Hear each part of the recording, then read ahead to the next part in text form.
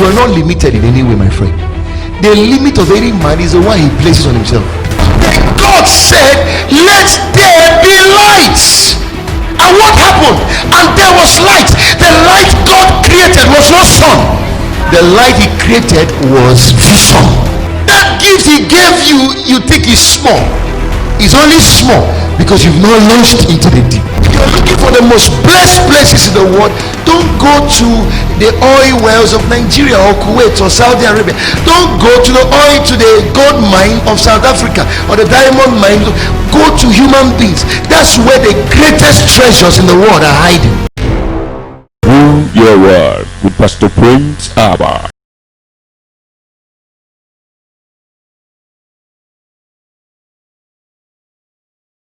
Previously on Rule Your World with Rev.Prince Abah. What is the price value of your vision? What's the price value of your destiny? You are the one who is going to determine it. Nobody will determine that for you. Do you know everything you want in life must be built? If you wake up in your house tomorrow morning and you discover you're hungry, what do? You go into the kitchen and do what? And fix food. Do the food just fall from the sky? No, food doesn't fall from the sky. You cook it. Every one of you here listening to me, there's something on your inside that has potential and has ability to make you a very great man or a great woman. How you develop what God has put in you is what we're here to talk about now. The difference between you and a successful man is not that that man has more opportunities than you. Is that that man has sat down to, one, discover what God has put in him. Then number two, he has taken time to painstakingly, everybody say painstakingly. He has taken time to painstakingly give attention to what is inside of him. He has taken time to put pressure on himself to develop what God has put in him. You will never know how much a Lipton bag contains until you put hot water on it. I did the experiment one time. I got one, I put in cold water, left it there for a long time. It stayed like that, just a little coloration. Then I took another one, same Lipton, put it in another container, but this time with hot water inside, without pressure, without squeezing it. If you see the way the potentials of the Lipton expressed itself, the whole water just turned into something else because of that hot water. That's how you are. There's something on your inside until capacity comes on it, until pressure comes on you, until you develop that thing inside. You're not going to go beyond this door. Everybody is gifted, and the key to your lifting is your gifting. Everybody is equipped. Everybody is blessed.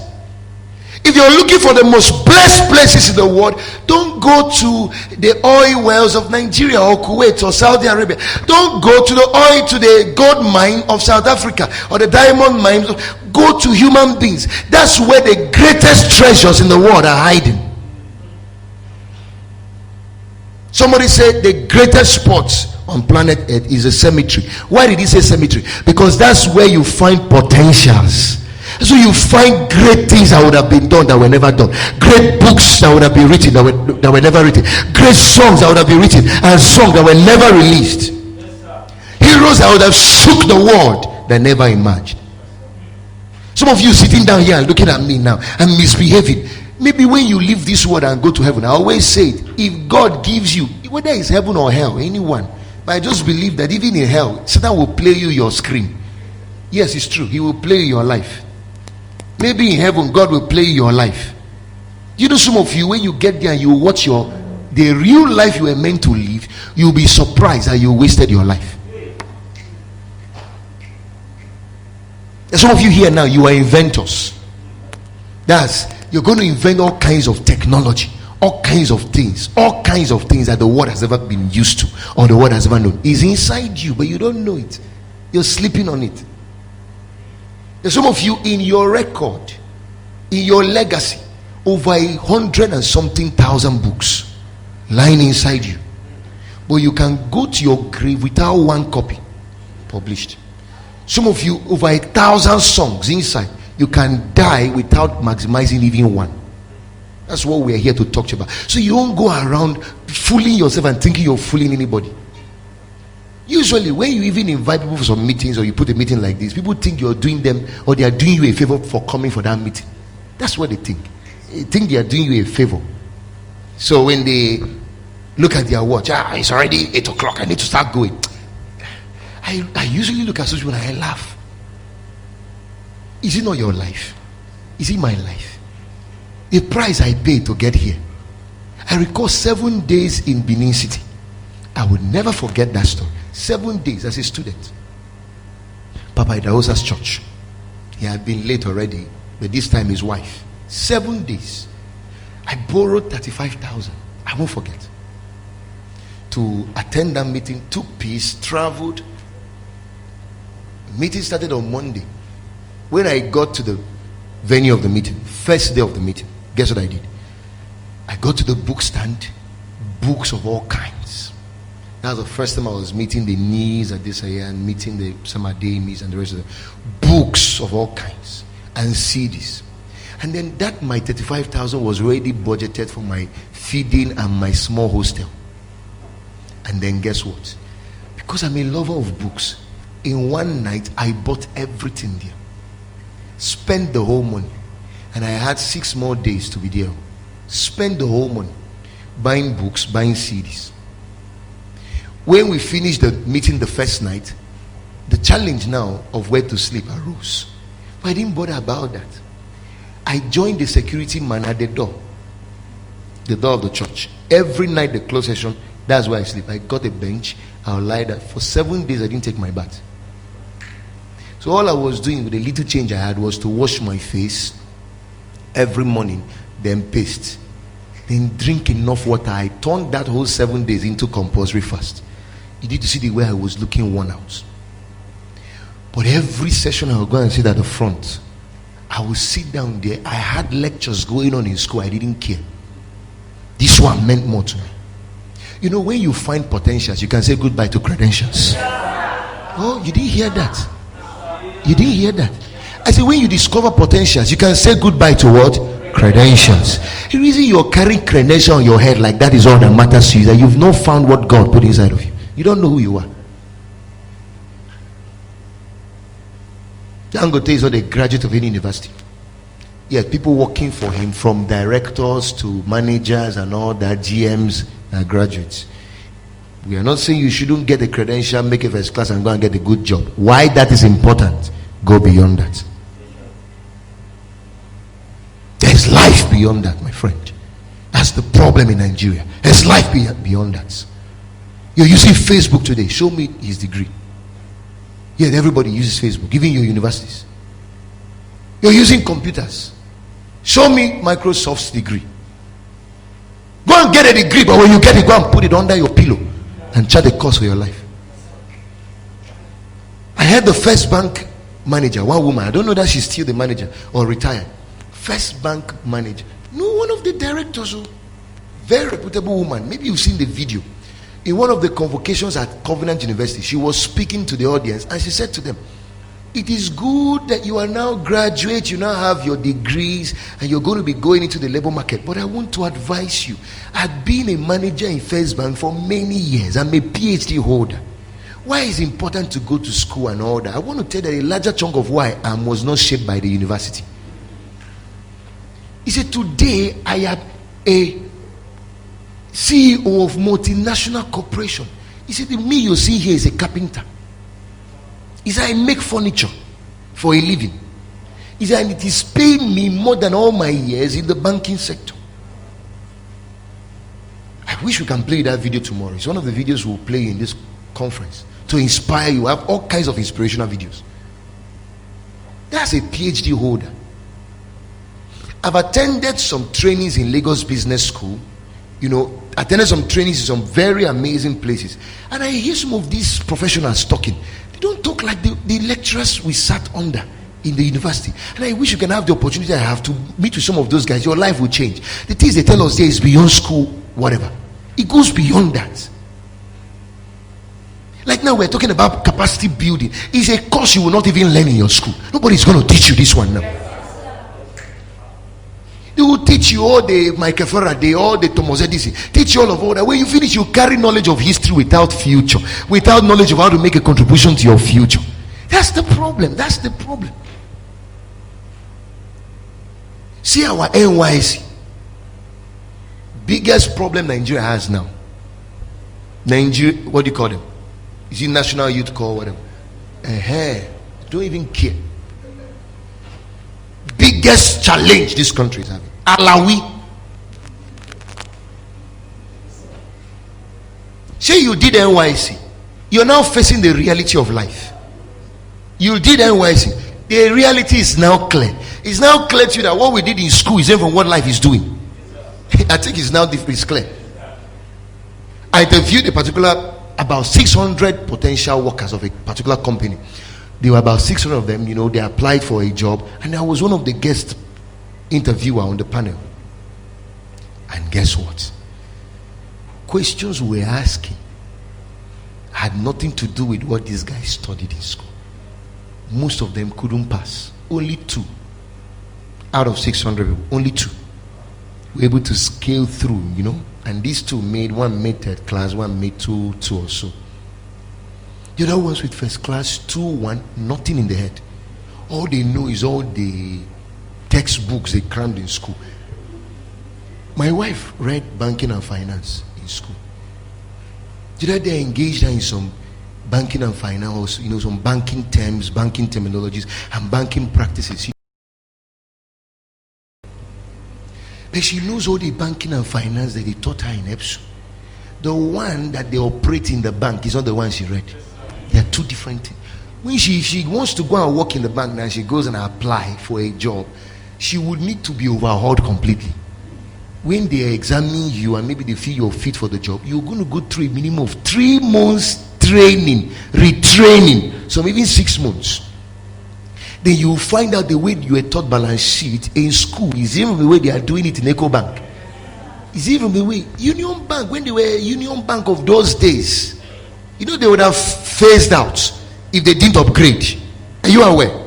Union Bank is one of the bank, First Bank also. Some of you are not born then. Those days of Union Bank, we used to use locker decks and chair, wooden locker. That's how the manager used to see it. It was very funny.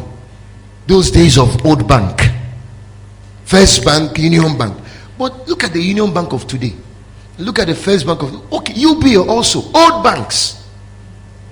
All the things you read in school, did they teach you guys how ATM machine is manufactured? Did they teach you how, did you guys read it about ATM? When I started doing bank in those days with Union Bank, there was no ATM. We didn't know ATM machine. When they introduced ATM, do you know how many people were sacked? Oh, because ATM now does a job that human beings should be doing. Hello? As though that one is not enough, they have introduced mobile app, internet banking. Don't you have it on your phone? I have it. I put some content on my Facebook page and I want to boost it. I just get my ATM pin, go on the Facebook, whatever, and I pay, or open my PayPal and I pay for some things. All kinds of crazy things going on now. You don't even need to go to the bank. The last time I went to UBA to get my new ATM card was the first time in many months. Many months. I'm even sure up to a year now. All my transactions from the comfort of my house. Is either I just do it mobile transfer, internet banking, ATM, and that's all. That's the highest I can do. ATM. I don't even go into the bank again. So what they're still teaching you guys is how to do balance sheets. That's what she studied and graduated. And some of you, then you go to mass comm department here, they are doing typewriter in a world that has advanced. The world has advanced beyond typewriter. That's what we are teaching you now. Building what? Capacity. If you're a man of vision, take your vision into your hands and develop yourself for it. You have to. Let's. I was somewhere to speak one time. While I was speaking, somebody met me and said, "Sir, did you study mass communication in school? You speak so well." I said, "No, sir." So what did you study? I said, "Whatever." He said, but you speak well. Who taught you? I said, I developed myself for public speaking. He said, you're such a sensational speaker. You know how to hold your crowd. How are you able to overcome stage fright? You see multitude, you're able to talk to them and you flow, you're not afraid of anybody. He said, how did you do it? I say, it's simple. I attended speech academies. I read speech books, communication books. I trained myself. I stood in the mirror. I spoke to myself there. Even the mass communication textbooks, I read the ones that are relevant. I bought some and I read. But I've met a lot of graduates of mass comm who cannot talk.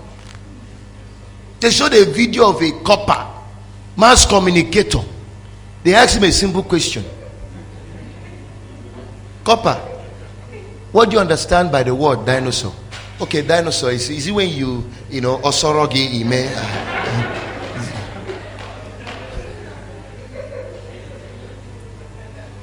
He said, yeah, dinosaur, yeah, I know it. Also isn't also when somebody is running, also that's dino. Dino, when you die, you kill somebody, the person die. What is remaining is for you to also. That's what a graduate was saying with his mouth. You watch it and it's laughable, but to me it's not funny.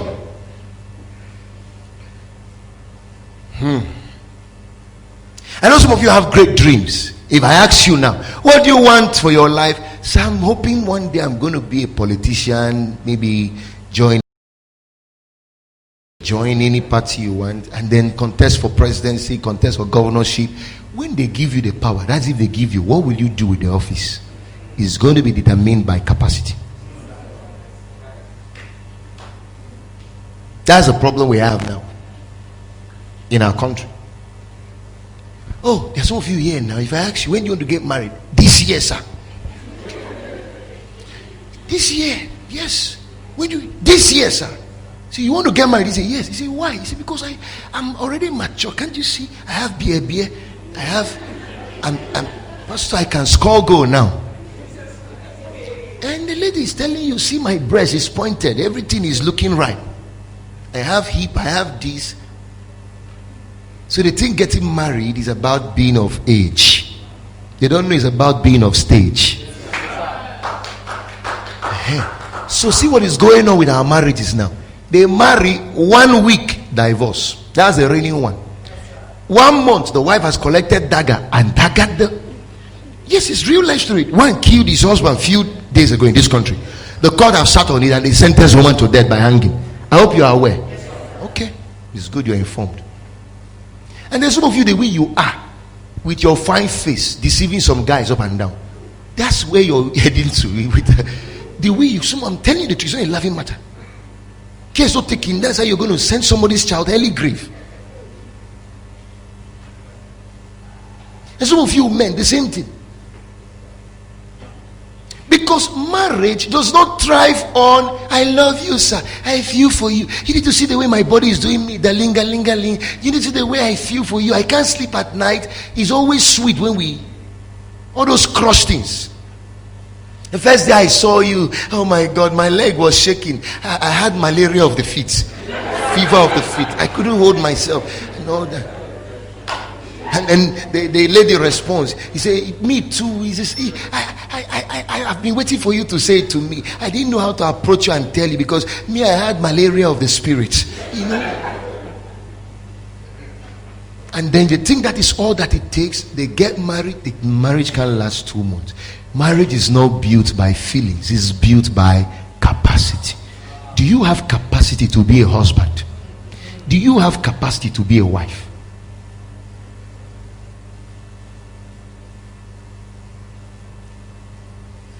And you see some couples who are doing this thing, like for instance, my home, my marriage. I had work. Marriage is not bed of roses. There's work involved. There's work involved. There's a lot of patience involved. That woman perhaps killed the husband because of impatience. There's something she didn't understand perhaps and took the man's life. Now they've collected her own. There's some grown up men, they look mature on the outside, but they are babies. Some women looking beautiful on the outside, they are babies. Give them a man, they will damage the man. Give them a woman, they will damage the woman. They don't have capacity to build a home.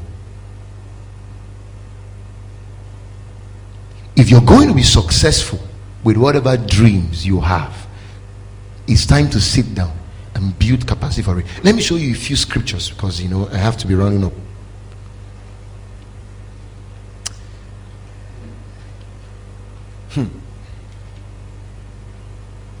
First Timothy chapter 4.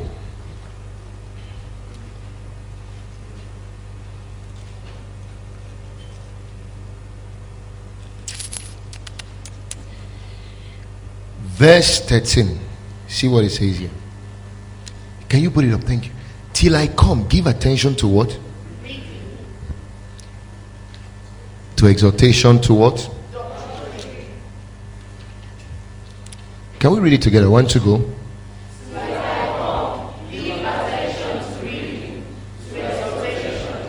So doctrine. Okay, now show them Isaiah chapter 54, verse 2, and then verse number 3.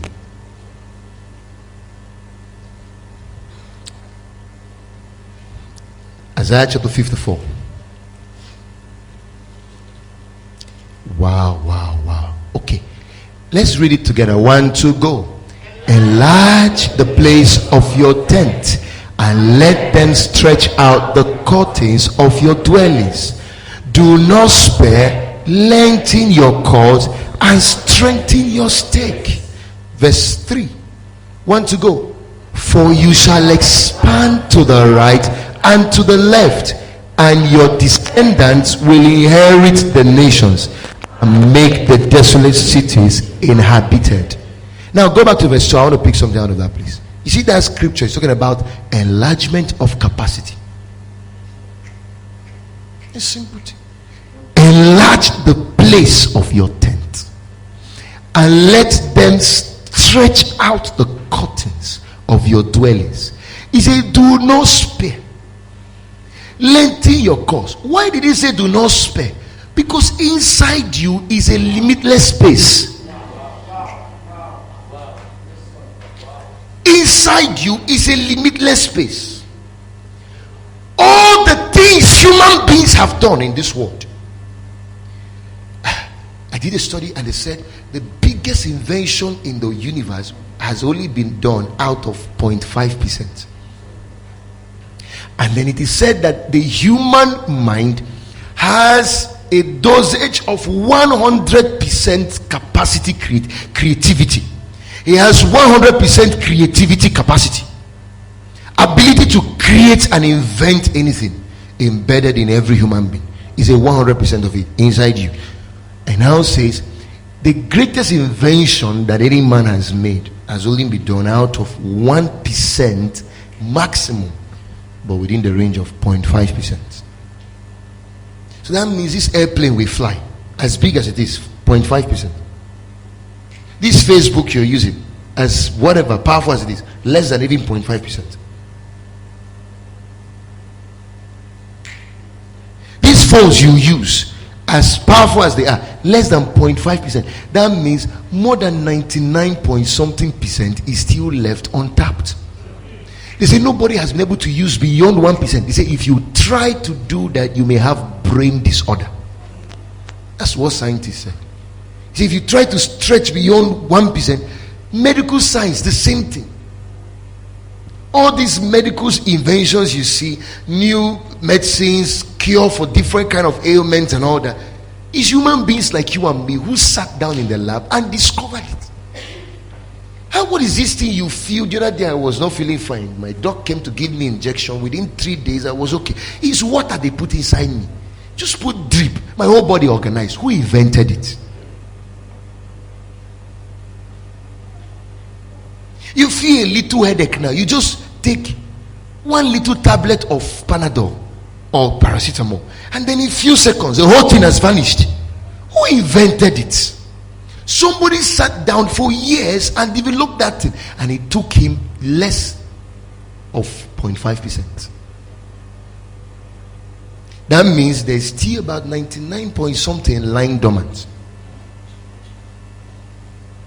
That's how you are richly blessed. with all kinds of assets, all kinds of blessings, all kinds of blessings, all kinds of blessings, all kinds of blessings. The Bible said that the Lord has blessed us with every spiritual blessings in heavenly places. You are blessed with treasures, yet you do not know it. It's time to strengthen. It's time to enlarge. It's a spare not. Spare not.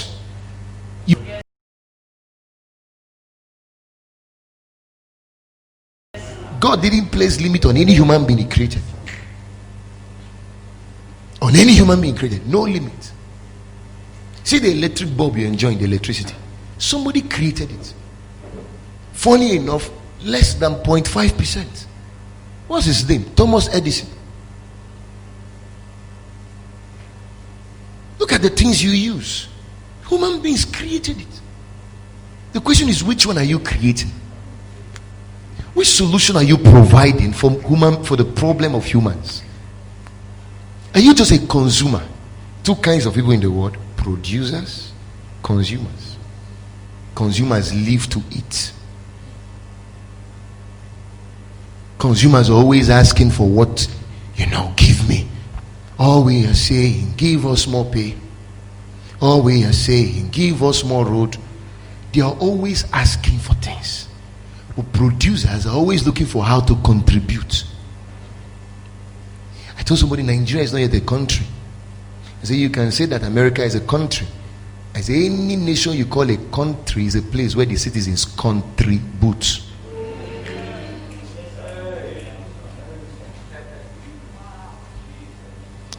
Rwanda is becoming, if not the best country in Africa now. Why? The country is production driven. Nigeria is consumption driven. We have oil, we export it outside, and then we buy it again as finished products at a very costly amount. We buy those things. We export crude and buy petrol. Who does that? The way we buy it for a costly amount of whatever during Jonathan's time, the whole subsidy thing. We now have to subsidize again so that common man can afford the petrol. Meanwhile, we have the oil. What is the big deal with producing the refineries? Consumption mentality. A young man has 1,000 in his pocket. Put a book here now. Put food here now, and ask him, which one do you choose? You don't need to intercede for the guy to choose.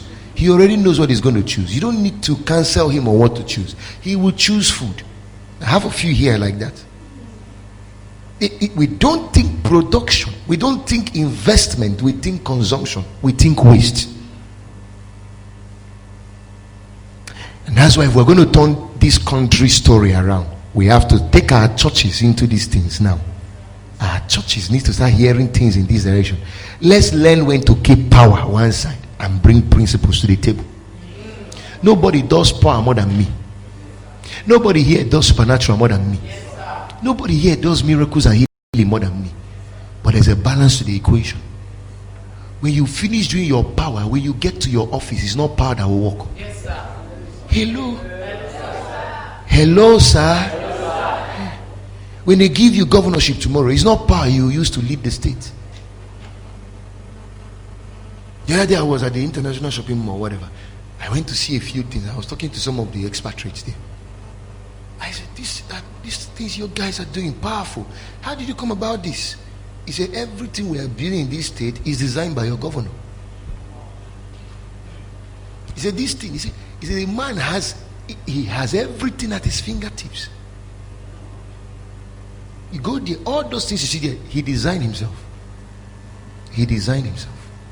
So he comes here in his jean, he comes here in his polo with his torchlight, middle of the night, with his paper, sketching things. He knows the diameter of everything there. He knows the length of nail you need to use. He knows the mixture. They say if the man comes there and just steps his leg on the ground, he will tell you the mixture you used without looking at your paper. He will tell you this is what you mix and this is wrong. Scatter this thing and mix this for me. He comes, he just looks at the pipe, you're trunking everywhere. He said, this pipe is not this. He said, pull these things out. It's not meant. He knows everything. He's a practical engineer. He's not the engineer for mouths. They call him engineer, but he's practicing it. You can see it live.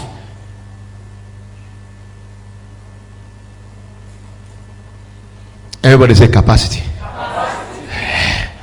Your home may not be engineering, your home may be music. It's time to build capacity.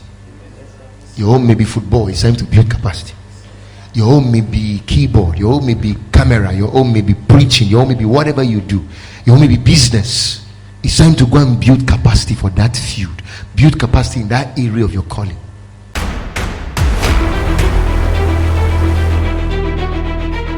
Next on Rule Your World with Rev.Prince Abah. Clean books, marriage books. He said, I'm not going to write the foreword. Because I was asking him to write the foreword. He said, I'm not going to write the foreword of that book. I said, why, sir? He said, how can somebody who have not yet entered the institution be writing a book to teach people who are already this? What will you be telling them? He said, you may have knowledge about it, but experience is another thing. I know some of you who are busy doing a relationship coach when you've not gotten married. You are a confused human being.